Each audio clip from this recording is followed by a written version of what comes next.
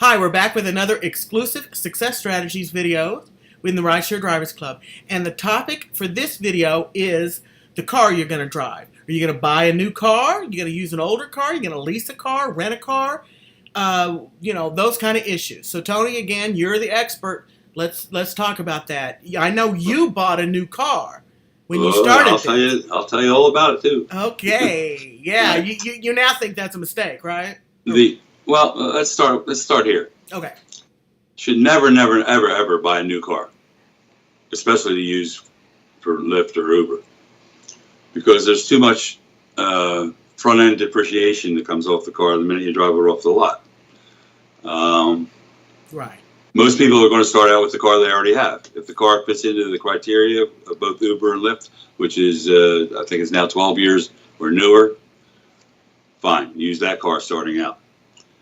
But you may decide that you really like this business and you want something maybe a little spiffier, easier to drive, more comfortable, and you think you can afford it. You think you can afford it. That's key. Right?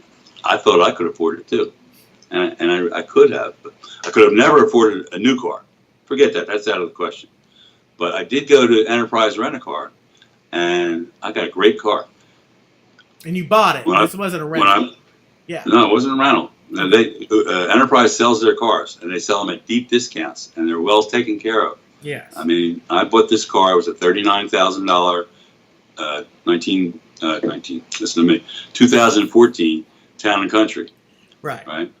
With 25,000 miles on it. It listed, and I saw the invoice on the list car. It was $39,000.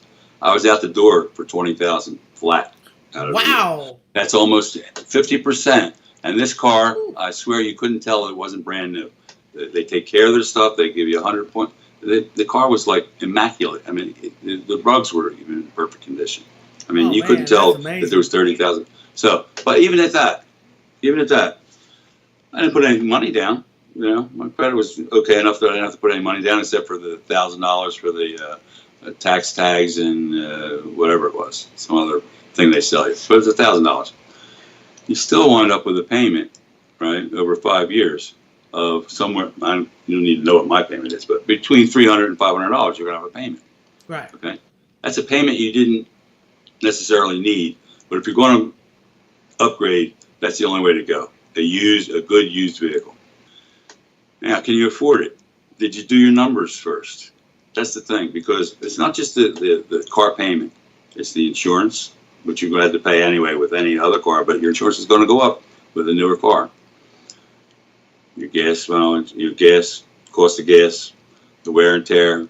If you're a full-time driver, you're going to be changing your oil, which is $40 oil and filter at least once a month, right? And the washes, right? I get my car washed every other day. Sometimes, Wow. Yeah, especially it rains every other day too. So as soon as I get it done the next day. So you got $5 a day for that. It's $150 a month if you do it every day. $75 a month if you just to wash your car now. For an Uber driver, $75 a month. But now look at all the costs that are involved here. You got your payment. You got your insurance. You have your routine maintenance, including oil changes. You got tires you're wearing out. Eventually. Tires don't last forever. Brakes. Right? Uber drivers are hard on brakes, especially if they're in the city. Right? We got one more thing. We got the maintenance of the upkeep, the beauty. Right? So you're gonna have to put mats in there. You got your cell phone. Don't forget that's another expense. All these expenses start to add up. Individually, you can handle them, but until you put them down on paper and add them up, there's no sense to even think about buying a new car, right? Or in most cases, you shouldn't even buy a used car if it's going to entail you having a greater payment.